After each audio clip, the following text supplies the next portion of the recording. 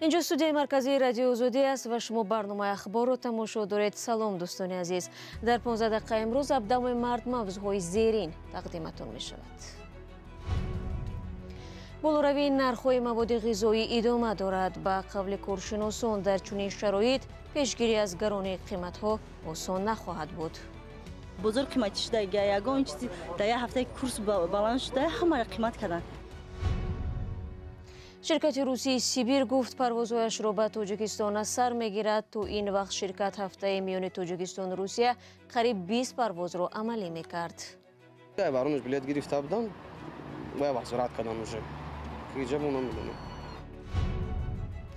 ва норӯзигии даҳо хонавода дар шаҳри Бустон аз бунёди бинои нав. сокинон мегӯянд сохтмони баландошиёна дар ҳамсоягӣ шароити зиндагиро барояшон душвор мекунад.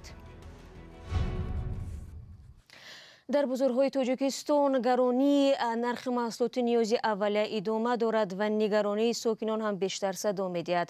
намояндагони бозорҳо мегӯянд, дар амборҳои худ захираи кофӣ доранд ва бо ташкили ярмаркаҳояшон талош мекунанд маводи нисбатан арзонро ба муштариён дастрас намоянд. вале харидорон шикоят доранд, ки зӯрашон ба нарху навои феълӣ намерасад. Алишер Зарифӣ ва Нигораи Фазлиддин имрӯз аз чанд бозори Душанбе дидан кардаву ин гузоришро омода намуданд. ярмаркаи фурӯши маҳсулот.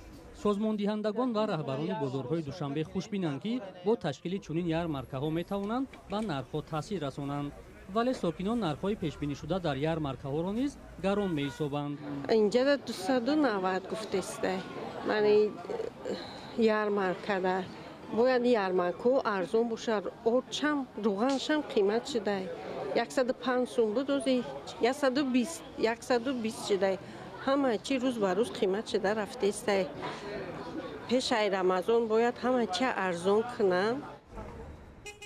вале намояндагони бозорҳо мегӯянд ба сурати умум нархҳо дар ин ҷо то 30% поинтаранд.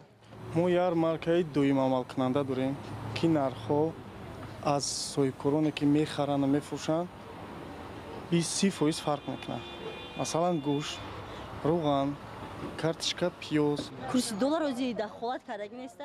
муҳайё Шаҳобова, сокини шаҳри Душанбе, баъди боздид аз ярмаркаи маҳсулоти ниёзи аввалия дар бозори Мергони пойтахт гуфт, чунин ярмаркаҳо бештар намоишкоронаанд.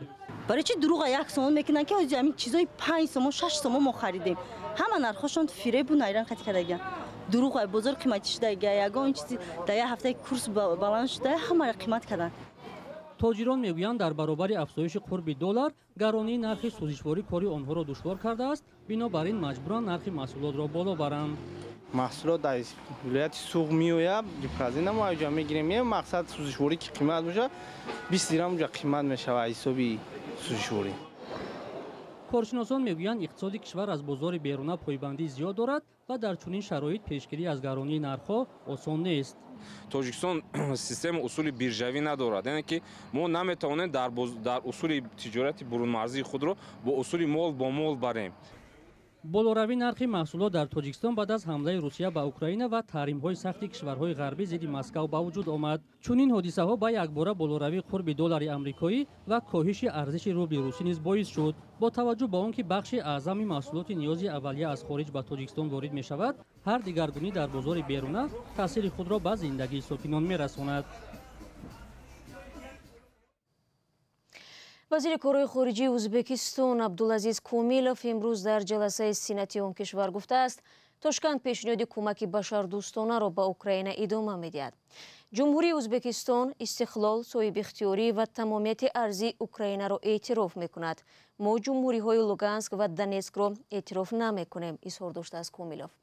ба гуфтаи вай, Ӯзбекистон бар асоси консепсияи сиёсати хориҷии худ ба ҳеҷ созмон ё эътилофи низомӣ нахоҳад пайваст. Комилов афзуд, таҳримҳое ки ғарб баъд аз низои Украина алайҳи Русия эълон кард, ба иқтисоди Ӯзбекистон таъсири бевосита доранд ва вазифаи Тошкент пешгирӣ аз таъсирҳои манфии ин таҳримҳо мебошад.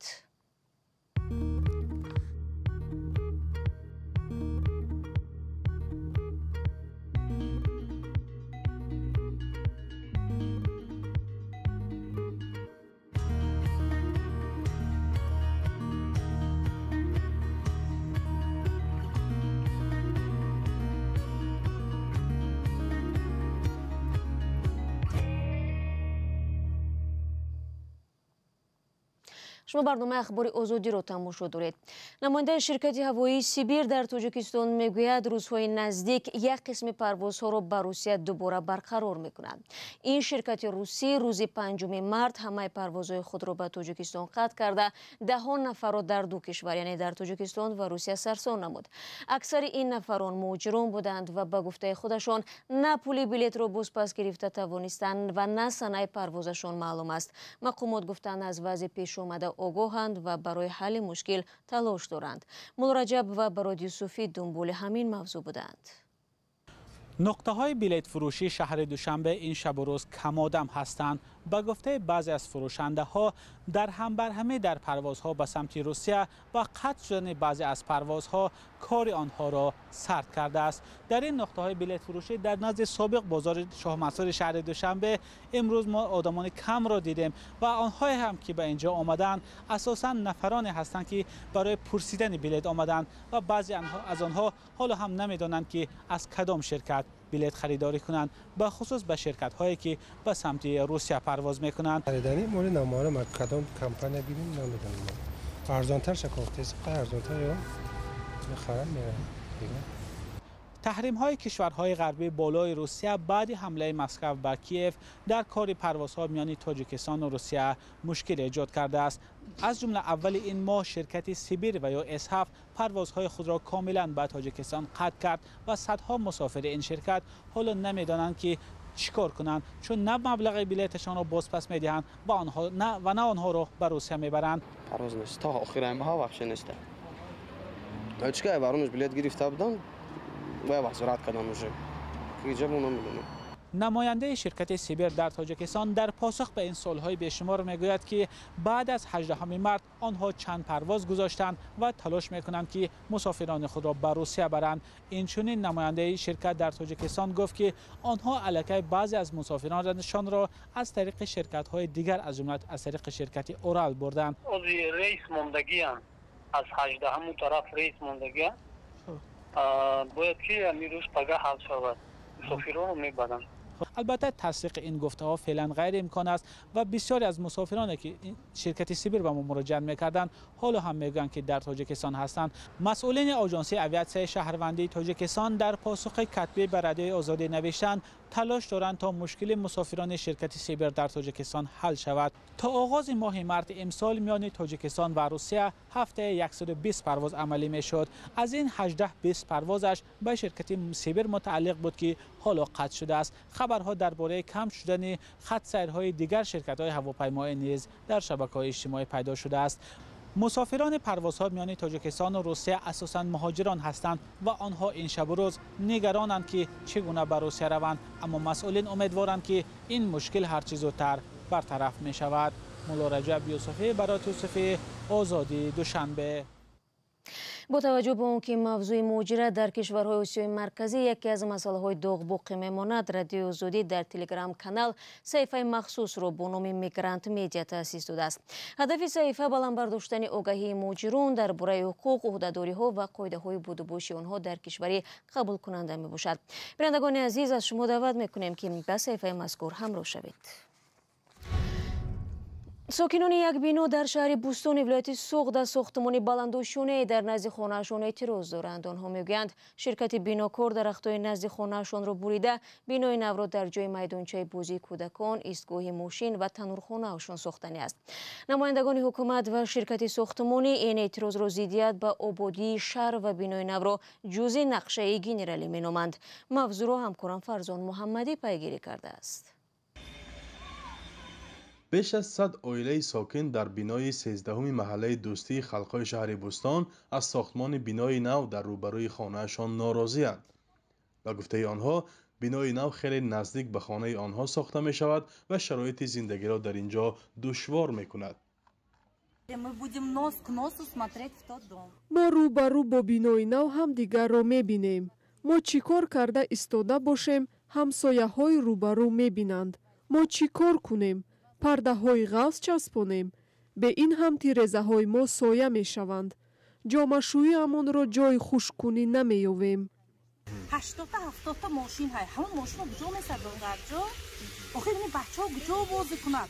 ломает нашу танурхона. танурхонаи моро шикаста истоданд. акнун мо дар куҷо нон мепазем? мо дар ин ҷо нишастгоҳҳо ҷамоматҳо ташкил мекардем, вале акнун дар куҷо ҷамъ мешавему менишинем? мо дарахтҳо шинонида будем, вале акнун дар гармиҳо куҷо меравему чӣ хел зиндагӣ мекунем? норозиён ба ҳукумат ва мақомоти ҳифзи ҳуқуқ ва қонун муроҷиат карданд. роз сега павдем то прокуратура то ҳукумат рафтесем маъсар мегем ки худованд ак розӣ бошан анҷада насӯзан охи. раҳбари сохтмон соҳибкори маҳаллӣ амирбек азимов эътирози сокинонро беасос медонад. вай мегӯяд лоиҳа аз санҷиши беш аз 10 сохтори назоратӣ гузаштааст ва кори ширкати ӯ қонунист. худатон аз ман мақсад медонед ҳама ҷода ҳама минтақаи тоҷикистонда афзоиши аҳолӣ рафтааст. ғайр аз ин бояд ина қайд кунам ки ман аз ҳамин биное ки ҳозир мо месозем ку ака 5% бо манзили иstiqomatӣ аз ҳаҷми умумии ҳамин масоҳат чӣ мегӯянд тавозуни мақомоти иҷрои ҳокимияти давлатӣ мегузаронем бепул. духтур аст, маълим аст, бо ягон чиз дигар ҳамеҳоям соҳиби манзили иstiqomatӣ мешаванд бепул. ҳукумати шаҳри Бӯстон дар ҷавоб ба муроҷиати сокинон навиштааст ки Маъсума Муинӣ, иҷрокунандаи вазифаи раиси шаҳри Бӯстон, зимни суҳбат бо сокинони бинои мазкур таъкид доштанд ки имрӯз дар ободу зебо ва назаррабо намудани ҳар як гӯшаи шаҳр бевосита саҳми сокинони шаҳри Бӯстон зарур мебошад. вале ин баёнияҳо сокинонро қонеъ накардааст. ман хоҳиш кардам ки майдончаи бозии кӯдакона барои мо ҷудо кунед. гузориши ҳамкорам Фарзон Муҳаммадиро тамошо кардед аз вилояти Суғд ва ман бошад барномаро идома медиҳам. Як ширкати афғонӣ ба ҳудуди 50 зани бекору ниёзманд ҷойи кор пайдо кардааст. дар ин бора ҳамкорам Монзарангези Наврӯшо гузориш медиҳад. таваҷҷӯҳ кунед. ин занон рӯзона барои беш аз 5000 хонавода нон мепазанд. розия зане ки таъмини оилаи 14 нафариро танҳо бар дӯш дорад, ҳар субҳи барвақт ба кор меояд ва то наздики зуҳр кор мекунад. агар пули кирояи хонаро пайдо кунам, пули нони хушкро надорам. ҳама инҷо медонанд ки ман 4.5 ё 500 сум қарздор ҳастам. заноне ки инҷо кор мекунанд бева ҳастанд. фарзандони маъюб доранд. ҳама аз рӯи мушкилот ба инҷо омадаанд. бо гузашти бештар аз ним сол аз ҳокимияти дубораи Толибон дар Афғонистон заминаҳои корӣ барои занон маҳдуд шудааст. ин ҳам дар ҳолест ки биби Ҳаво, яке аз занони афғон, мегӯяд кор барои онҳо ҳаётан муҳим аст. моро барои кор нарафтан маҷбур накунед. ман аз маҷбурӣ инҷо омадам. агар касеро ҳам қаҳр кунад ва касе ҳам маро хуб ё бад хитоб кунад, ман инҷо барои нон пухтан меоям. 5000 пули кирояи хона бояд супорам. мо дар хона 10-20 нафар ҳастем. дар ин ширкати нонпазӣ дар Қандаҳор 50 зан кор мекунанд. нони ширкат ба бозорҳои Қандаҳор бароварда мешавад. инҷо бо мо наздик ба 50 зан кор мекунад. ҳамаашон ғарибу бева ва бечора ҳастанд. инҷо касоне ҳастанд ки қаблан дар бозорҳо талбандагӣ мекарданд. ҳоло соҳиби ҷойи коранд ва рӯзона аз 2 то 300 афғонӣ барояшон маош медиҳем. аз субҳ то чошт ҳаминҷо кор мекунанд ва ҳар моҳаашонро ба ҳисоби рӯзона медиҳем.